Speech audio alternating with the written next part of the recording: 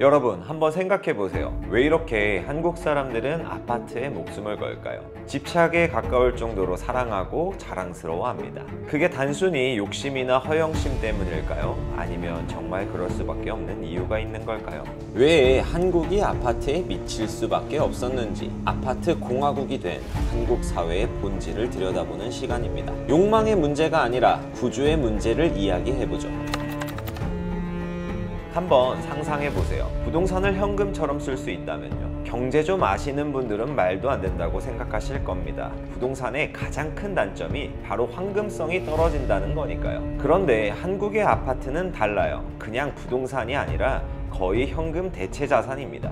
상가나 토지, 단독주택 팔아보신 분들 계시죠? 팔려고 내놓으면 최소 1년은 잡아야 하고요. 재수 없으면 2년 넘게 묶입니다. 살 사람도 한정적이고 용도, 상태, 가격도 제각각이라서 파는 사람도 사는 사람도 부담이 큽니다. 언제 팔릴지 혹시 호구 잡히는 건 아닌지 고민이 계속되죠.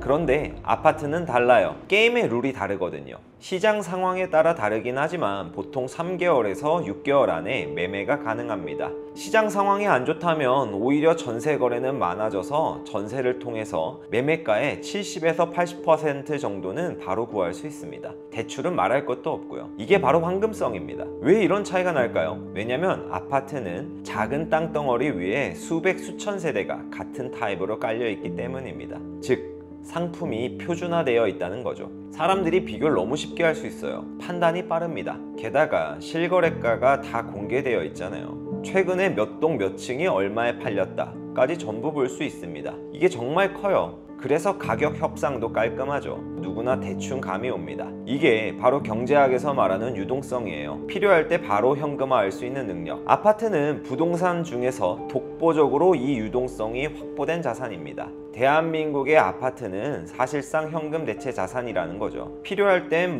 매매를 하든 전세를 주든 담보대출을 받든 언제든 돈으로 바꿀 수 있습니다.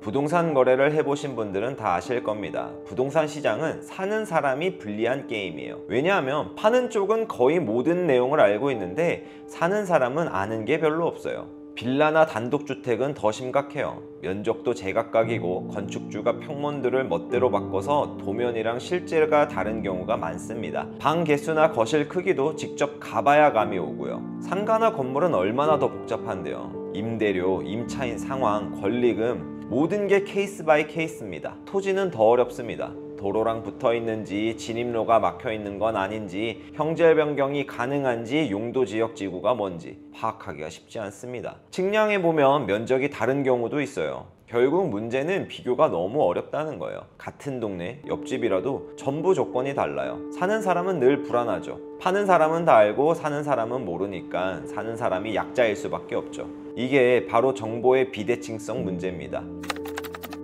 그런데 아파트는 이 문제를 획기적으로 해결했어요. 예를 들어 A건설의 B 브랜드가 서울에 있건 제주도에 있건 부산에 있건 84A 타입이면 똑같습니다. 크기도 전용 면적만 들으면 바로 감이 오고요. 경제학자 조지 에코로프의 레몬 시장 이론을 보면 정보의 비대칭성이 시장을 망친다고 하죠. 사람들이 이거나 속이는 거 아니야? 라고 의심하기 시작하면 정상적인 거래가 줄어들고 결국 시장이 축소되는 이런 문제가 생깁니다. 그런데 한국의 아파트는 이 문제를 정말 잘 해결했어요. 상품이 표준화되고 정보가 투명해졌기 때문에 부동산의 가장 큰 위험을 없앤 게 바로 아파트입니다.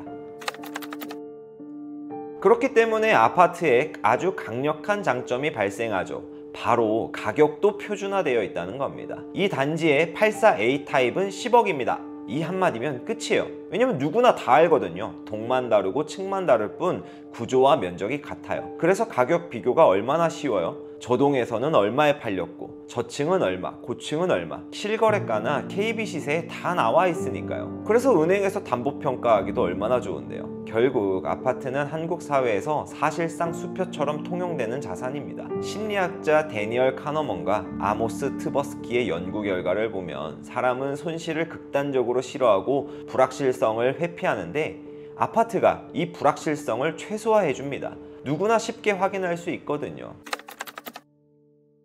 투자할 때 반드시 스스로에게 던져야 할 질문이 있어요. 내가 지금 실질금리를 방어하고 있는가? 이게 왜 중요할까요? 이걸 방어하지 못하면 아무리 자산을 열심히 굴려봤자 소용이 없어요. 잘 아시다시피 부동산은 대표적인 해지 자산이죠. 특히 한국의 아파트는 그 중에서도 사기 아이템 수준입니다. 왜일까요?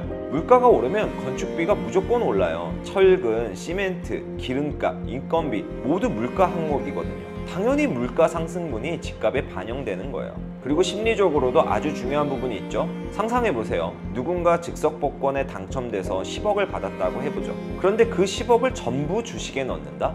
그럴 사람 거의 없습니다. 미쳤다는 소리 듣겠죠. 그럼 예금에만 넣어두면요, 바보라고 할 겁니다. 그런데 수도권에 입지 좋은 것에 10억짜리 아파트를 샀다고 하면 왠지 배 아프고 부러워요. 왜일까요? 대한민국 사람들은 본능적으로 아는 거예요. 아파트가 돈의 가치를 안전하게 지켜주는 금고 같은 역할을 한다는 걸요. 경제학에서 정말 중요한 게 뭘까요? 바로 사람들의 심리예요. 한국 사람들의 아파트에 대한 굳건한 믿음, 이건 경제학적으로도 엄청난 가치제입니다. 1970년대부터 한국은 서울과 수도권에 대규모 아파트를 공급했습니다. 그때가 산업화 시기였죠. 농촌에서 도시로 사람들이 몰리자 국가는 대규모 아파트 단지를 지어서 주거 문제를 해결하려고 했어요. 아파트는 근대화의 상징이 됐고요. 그로 인해 정말 중요한 요인을 차지하는 건 바로 토지보상금이었습니다. 국가가 농지나 땅을 수용하고 현금으로 개인에게 보상했고 그곳에 아파트를 지었죠. 그럼 토지보상금을 받은 개인이 다시 아파트를 사고 또 돈을 벌었어요. 이게 한국의 부의 재분배 메커니즘이 된 겁니다. 당시 아파트 분양권은 곧 돈이자 기회라는 인식이 퍼졌고 미친 듯한 청약 경쟁과 분양권 매매 열풍이 불었어요. 그때 자리 잡은 공식이 있죠. 아파트는 사회적 지위고 큰 아파트의 평수는 성공의 척도다. 좋은 단지와 입지가 곧 신분 상승이었습니다. 그뿐인가요? 아파트는 부의 대물림에서도 핵심적인 역할을 하죠.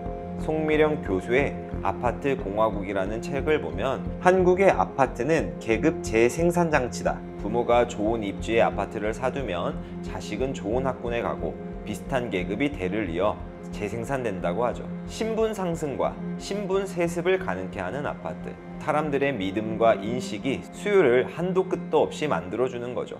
그리고 마지막 한 발이 남았습니다. 한국에는 세계 어디에도 없는 독특한 제도가 있죠. 바로 전세제도입니다. 전세는 사실상 무이자 대출이나 마찬가지예요. 세입자가 목돈을 집주인에게 맡기면 집주인은 그 돈으로 다른 투자나 레버리지를 쓸 수 있죠. 남의 돈으로 내 자산을 키우는 구조. 그런데 이 전세 수요가 거의 대부분 어디로 몰릴까요? 아파트죠. 아파트는 표준화가 되어 있어서 은행 전세자금 대출이 너무 쉬워요. 그러니까 세입자 입장에서도 적은 돈으로 거주를 해결할 수 있고 거주 환경도 좋아서 전세 수요가 끊이질 않습니다. 한국의 법과 제도로, 은행이 금융으로 이 시스템을 뒷받침하면서 아파트는 가장 효율적이고 매력적인 투자 상품이 된 거죠. 결국 우리가 지금 보고 있는 이 아파트 열풍은 누군가의 욕심 때문도 허용 때문도 아닙니다. 그건 오랜 시간에 걸쳐 한국 사회가 만들어낸 구조였고 거기서 학습된 믿음이 있었으며 어쩌면 너무 많은 사람들이 의지해온 마지막 부의 안전망이었습니다. 아파트는 한국에서 그저 콘크리트 덩어리가 아니라 한국 사회를 살아가는 사람들의 불안과 희망 그리고 생존 전략이었습니다. 오늘 이 이야기가 당연하게 여겼던 당신의 생각에 작은 균열을 내는 계기가 되셨다면 좋아요는 저에게 힘이 되고 댓글은 방향을 잡아주고 구독은 제가 계속할 수 있는 이유가 됩니다. 우리는 함께 질문하고 함께 알아가는 중입니다. 신사남이었습니다. 감사합니다.